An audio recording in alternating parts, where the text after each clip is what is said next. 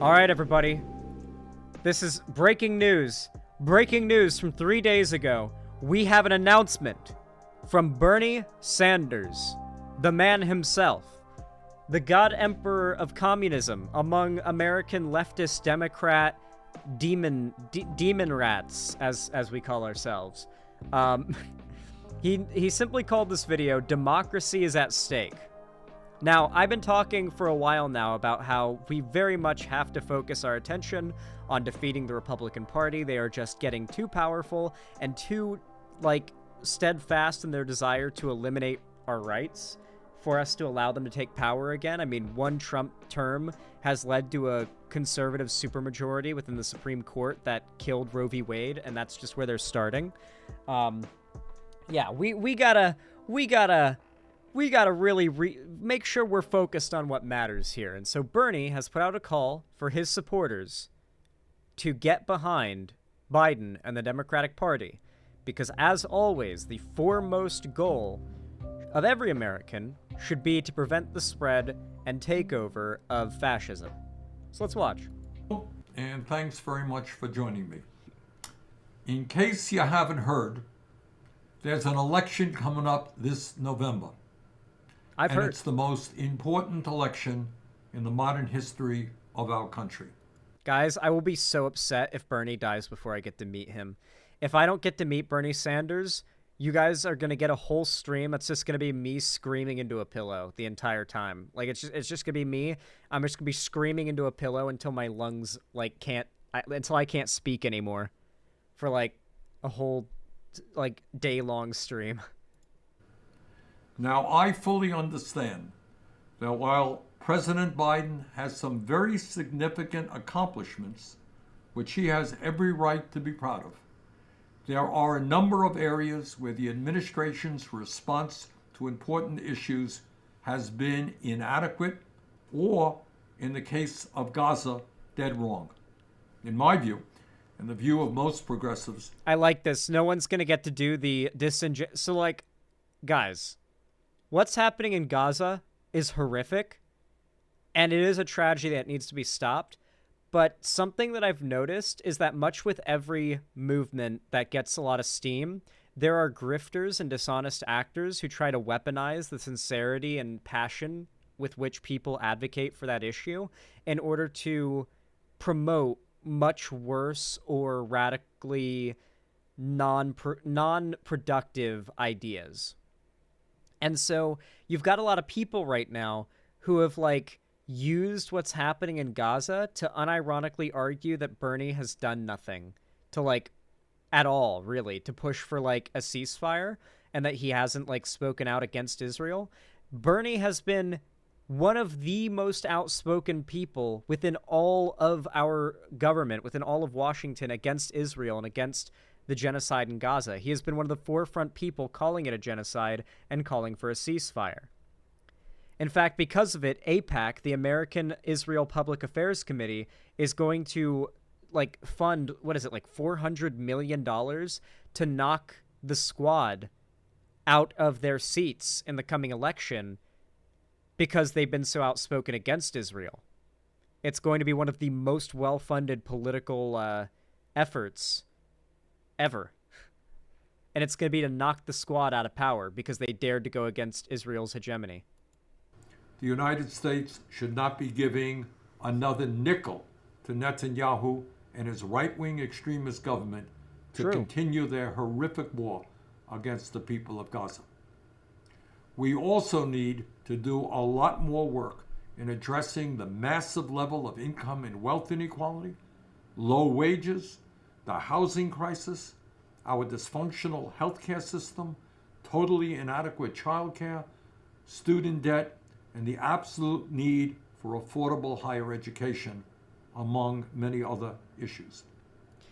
I feel like a lot of progressives who won't vote for Biden because of Gaza need to understand that Trump would glass Gaza in day one.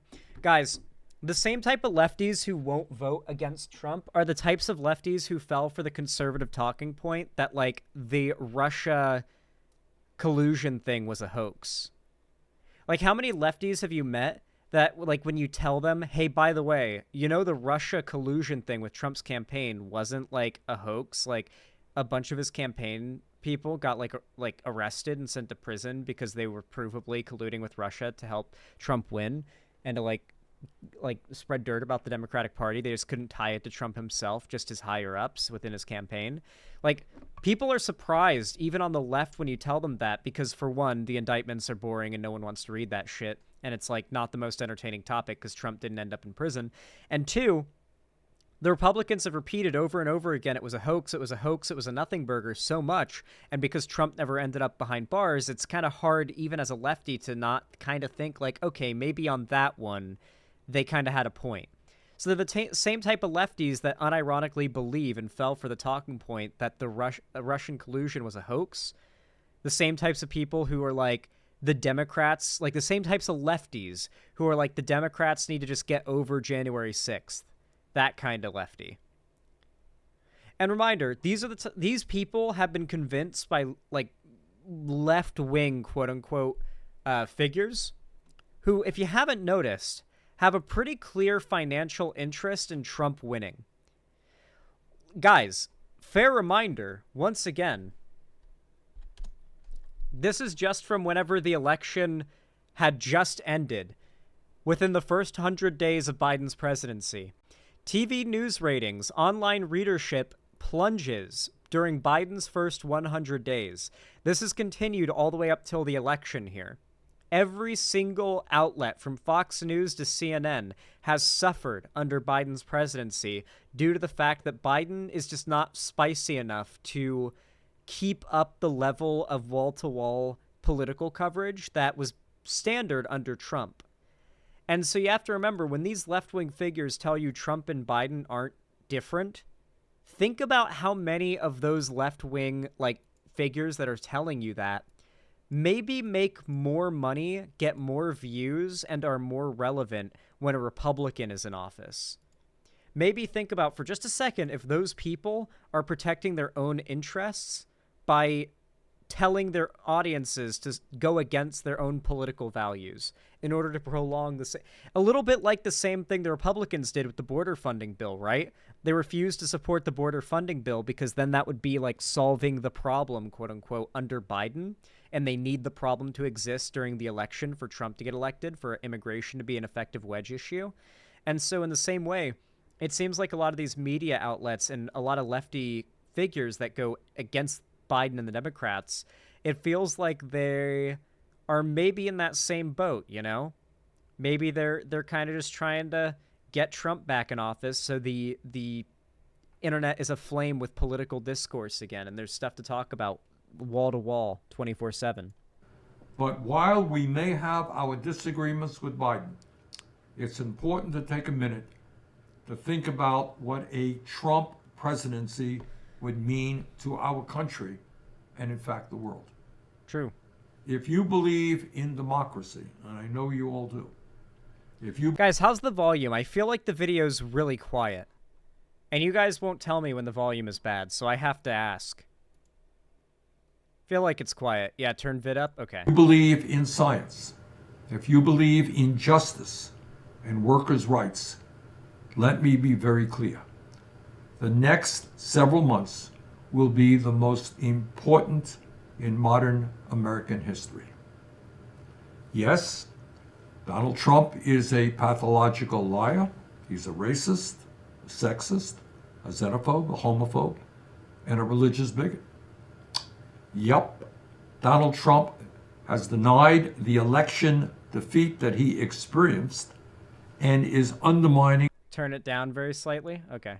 American democracy every day, peddling conspiracy theories and converting the Republican Party into a cult of the individual. Yep. Donald Trump has contempt for a free media and has encouraged violence and the never-before-seen use of the military and federal agents against U.S. citizens. But if you believe Donald Trump's first term was dangerous, I want you to think for a moment about what a second term would look like. Yep. If Donald Trump is elected this November, the fight against climate change is over. Period. This is fundamental. This is a fundamental reality a surprising amount of people don't recognize for some fucking reason. The simple fact that we have reached the tipping point when it comes to climate change.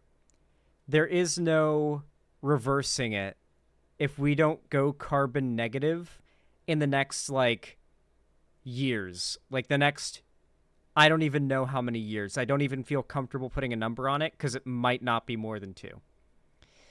We lose the fight against climate change if Trump gets elected. There's no saving it. There's no going back. There's no do-overs. We lost. Humanity lost the fight against climate change if Trump gets reelected. There's no, we can fix it. There's no, it can be recovered from. This is our last chance. Maintaining a Democrat in office is the best chance to actually have a fighting chance against climate change. It's the end, and the people of this planet will have lost. Yep. Not only does Donald Trump believe climate change is a hoax, but he has and will once again appoint agency leaders and judges. And to be clear, by the way, it's not that in 2 years, the seas are going to consume, Miami and all the coastal cities or whatever. It's that after 2 years, we've passed the no return point. That even upon going carbon negative, the amount of damage we've done is irreversible, and we will hit those worst case scenarios, inevitably. There's just no going back from that point. We'll hit the critical sort of tipping point where there's just no going back, sort of day after tomorrow style.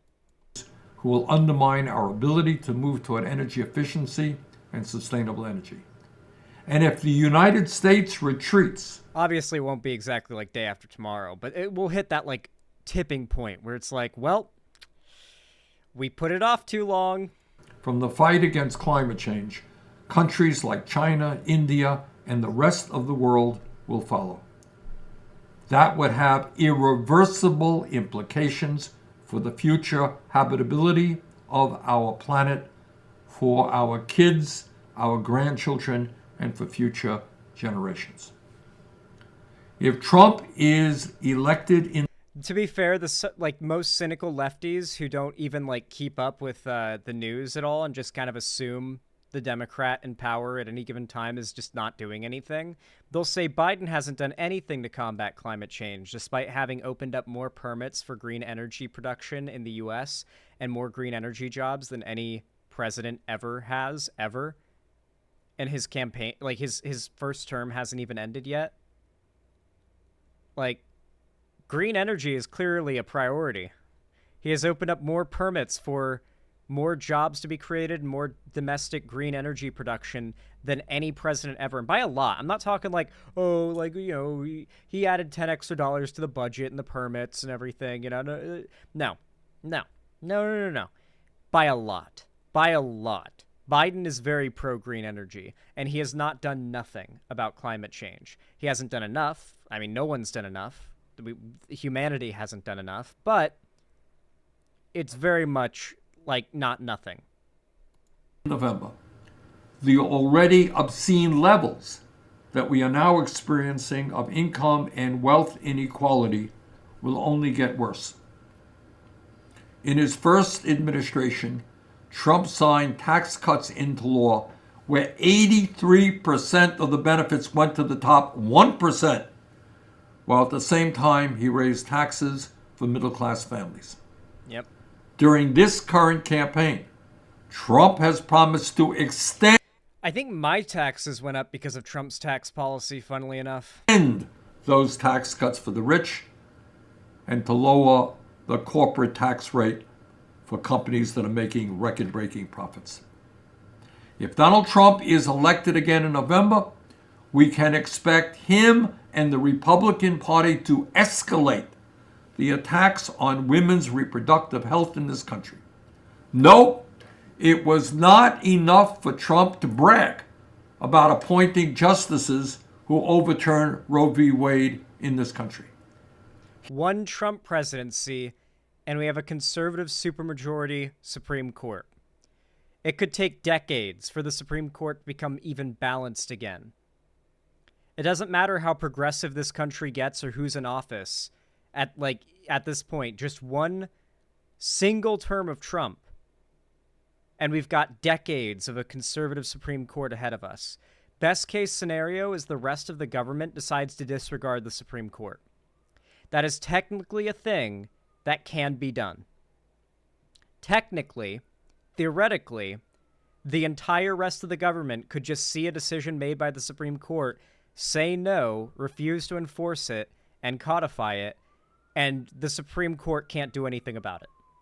They have no military or force authority to use to enforce their will.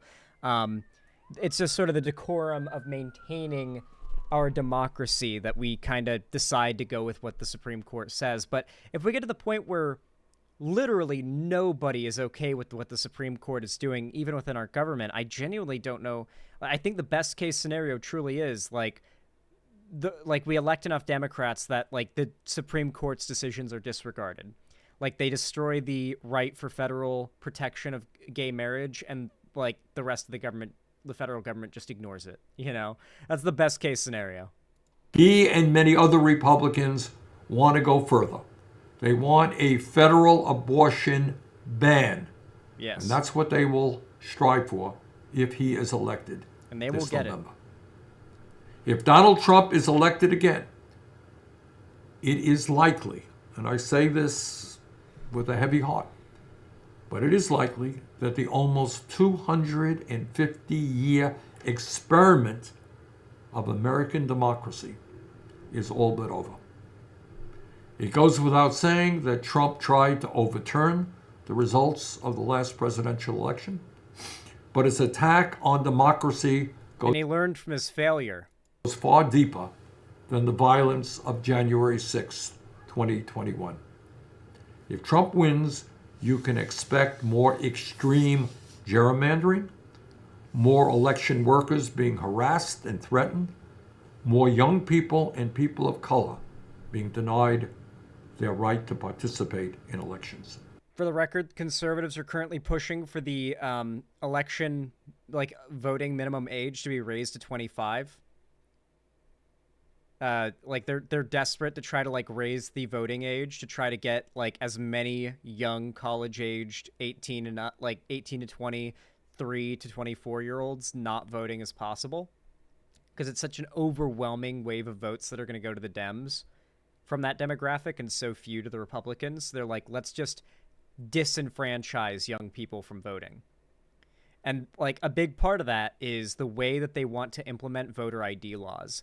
So unfortunately, all right, I've subjected myself to a lot of normie podcast material where I am sadly inflicted with the punishment of having to listen to normie middle-aged white men talk about politics. Now, not a conservative bunch, but still a good insight into how normies think about politics and the world.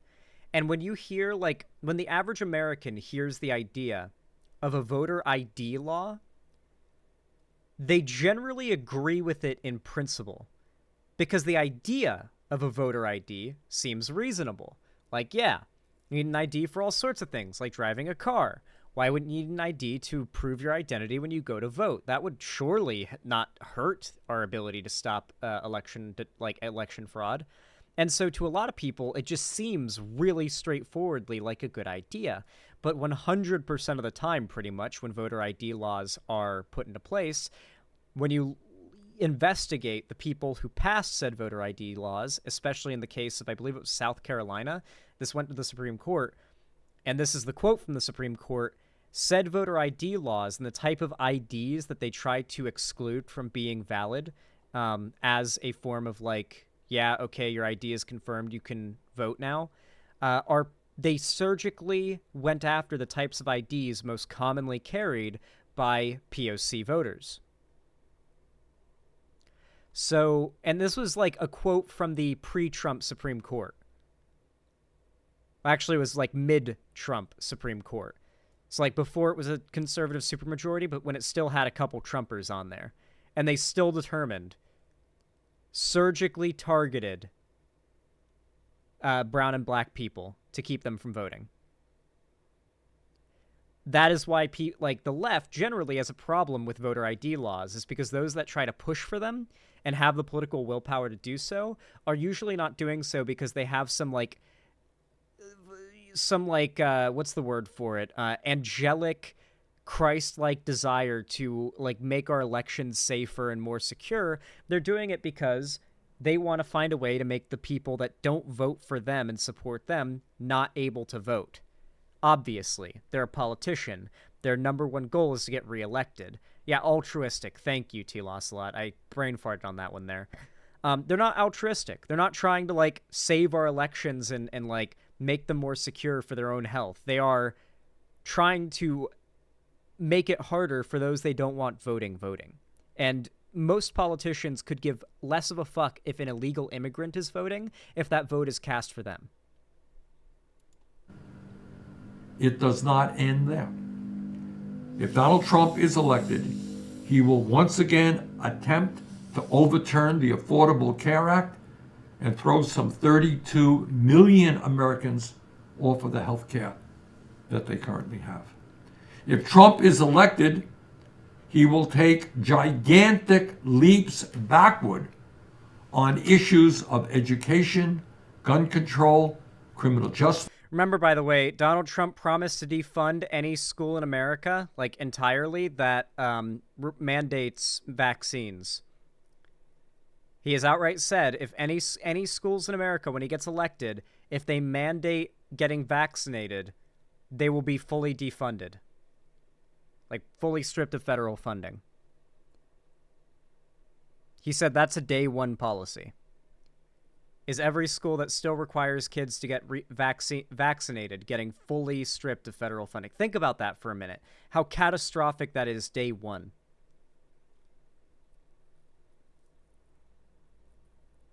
Yeah. This reform and immigration.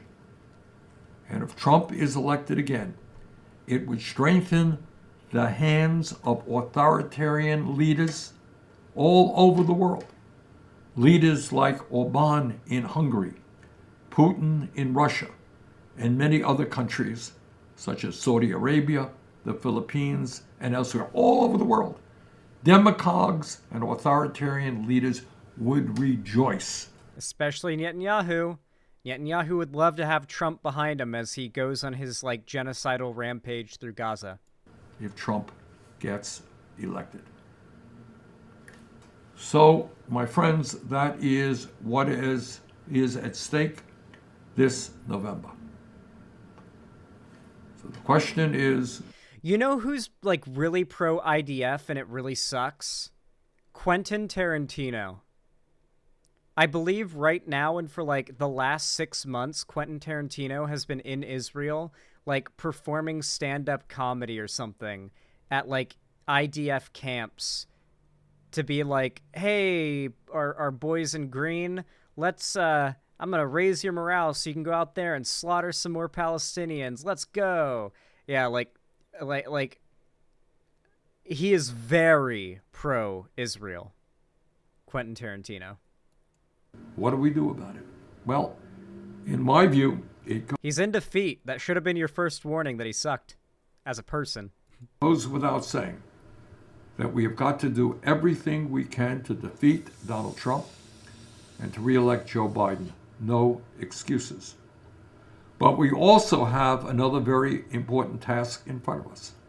We must do everything possible to re-elect our progressive friends back to Congress against the enormous opposition and millions of dollars of special interest money that is being thrown against them. That's AIPAC, by the way. That's AIPAC trying to knock the squad out of their seats, is what he's vaguely referencing. We must also do our best to elect new progressive leaders at the local, state, and federal levels. Yep. Big part of why the don't vote movement among lefties that's getting popular right now, you're seeing a lot of like small lefty channels primarily pushing the don't vote trend. Like, they literally title their videos or put in their thumbnails, "Don't vote." You can't say APAC. That makes sense. They literally say don't vote. The fact is, when you go in to vote, the only thing on that ballot, it's not like the ballot isn't just who's president, who's vice president. It's a whole bunch of other things. You're voting on policies. You're voting on local elections and referendums. There's so much more that you're voting on your ballot when you go to vote on election day, or even before if you get a mail-in ballot. Just do your voting through the mail, by the way, guys. There's no reason not to. Yeah, like, there's so much other stuff you're voting on that isn't even relevant to the president. Hell, you could have, like, legal weed on the ballot in your area, and you could have the ability to vote to make weed legal where you live. Think about that. Think about how shitty you'd feel if you woke up the next morning after Election Day, found out that the legal weed vote lost just barely, and find out that, like, legal weed was on the ballot.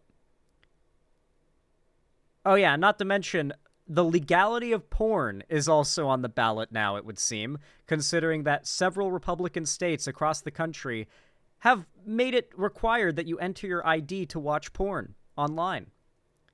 Pornhub has straight up shut down service in Texas, and Mississippi, Arkansas, a few other states as well. Like, whether or not porn will be accessible without a VPN at the very least is also on the ballot this year, and the Republicans are the anti-porn side.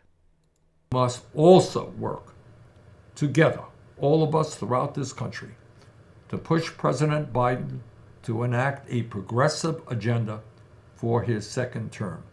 An agenda that makes clear that he is fighting for working families and is prepared to take on the money and the power of Wall Street and the corporate world.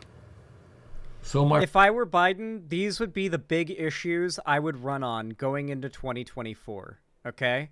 I would run on these 4 main issues, okay? The first one would be, ironically enough, the Israel-Gaza conflict. I'm not doing these in any particular order. I think that Biden has been pretty good recently, like very recently, on the Israel-Gaza stuff. He was the one who pushed for the ceasefire, specifically calling it a ceasefire as people wanted, facilitated those talks between Israel and Hamas. I don't know if Hamas agreed or not, but like, he has been pushing for a ceasefire. He has been doing what he is able to do to try and stop the killing. Now, nothing will ever be enough for, you know, besides, like, the full-on resurrection of every dead child in Palestine for many lefties to support Biden. But, like, he's been pretty good on that issue, and I think he just needs to make it more visible how opposed he is to what Israel's doing, because there is a lot of the young vote that he needs to, like, bring in and capture that I think would at least appreciate it if they were exposed to what he's actually said about Israel and not what their favorite, like, lefty grifter Hassan style content creators have told them Biden has been saying on Israel, which would be nothing if you listen to them. And then on top of that, I think Biden needs to hardcore run on a green energy deal of some kind, like some sort of Green New Deal type policy. Maybe just the idea of bringing back shitloads of jobs using green energy. Like maybe like using the already opened up permits that he's done for domestic green energy production as like here, we've already done it. We're going to expand this even more. I think he should also run on the student debt relief stuff that he's done. So while the Supreme Court, Trump's Supreme Court, won't let Biden just axe all college debt out of existence, what Biden has been doing is chunking away at it. Through executive orders, Biden is able to chunk away at like small bits of the student debt over time without the Supreme Court being able to do anything about it. And so Biden, like, I think just recently, like 2.5 weeks ago, just like canceled another like $4 million in student, or was it $4 or $40 million in student debt? It was a lot. It was like a pretty substantial chunk, and that was just the most recent one. And there could have been another one too. He is just chipping away at the country's student debt. And there are people who have gone online and reported, even people who hate Biden and won't vote for him, that they have had their entire student debt eliminated. It's not like Biden is going in and eliminating like 60% of your student debt or something, as welcome as that would be. It's that you get all your student debt eliminated, and he's getting to like individuals at a time, right? Like small chunks of the population canceling all their debt at a time. And so there are tons of people out there who have had their student debt canceled by Biden, and they've been affected by Biden's policies positively. So running on that would be a big one. And the fourth and final issue, I would honestly say, should be reproductive rights. The fact that the Republicans have pretty much solidly waged war against reproductive rights, and like Trump and the Republican Party, the GOP, can't even be consistent because like you've got the state Republicans cracking down on reproductive rights while Trump says he's for them. It doesn't really mesh well. Attacking that hypocrisy and pointing out how untrustworthy Trump is as a protector of your reproductive rights is a really good way to go at Trump. And so I think those four things are what Biden should go with. His handling of Israel, Gaza, which has actually been good. He just needs to make that more clear and not let like bad faith individuals control the narrative about how he's handled it. Reproductive rights, green energy, and I forgot what the fourth thing is, but I said it before, and this is a video, so you can rewind it. Friends, this is a monumental moment. And one thing that we cannot do is bury our heads in the sand. True. Complacency is not an option. True. We've got to stand up. True. We've got to fight back. True. And we've got to make sure that the world and the country that we leave our kids and future generations is something that we are proud of. So thank you all very, very much. I look forward to working with you in the months ahead. I like that. Bernie did a message very similar to this after he dropped out of the 2020 primary. And I remember being very sad on that day, but I remember also hearing Bernie's words of I'd always been on the side of like, listen, if Bernie fails, we get behind whoever's nominated by the Democratic primaries, right? We get behind them, we vote blue no matter who. And as sad as it was, and as doomer as I wanted to be, hearing even Bernie back up that perspective really helped me feel more steadfast that that is the right way to go. Not that I needed the reassurance, but it kind of like, it was just nice to see that even Bernie, who has just dropped out of the race, is there saying, all right, pack it in. It's time for all of you to get behind Biden. Trump is the bigger threat. I endorse Biden. You know, like that was very powerful, you know, and I think it might have even won Biden the election because Bernie had Bernie had less support in 2020 than he did in 2016. But regardless, Bernie had a lot of support among Democrats anyway. And so bringing those people over behind Biden very well could have been what turned the tide of the election in Biden's favor, or at least got him a stronger win than he would have otherwise had. So I'm glad to see Bernie speaking out. I'm not really surprised. I expected him to say as much. He's been consistent on this. I'm glad that we've always got for now, we've always got Bernie in Washington acting as like a sort of anchor of reasonability as of late, especially. Even among the more non-productive left, you've got Bernie out there just saying, nope, we get behind the Democrats, we have to stop the Republicans. We need to work together. This is a fundamentally existential threat we have to be ready for.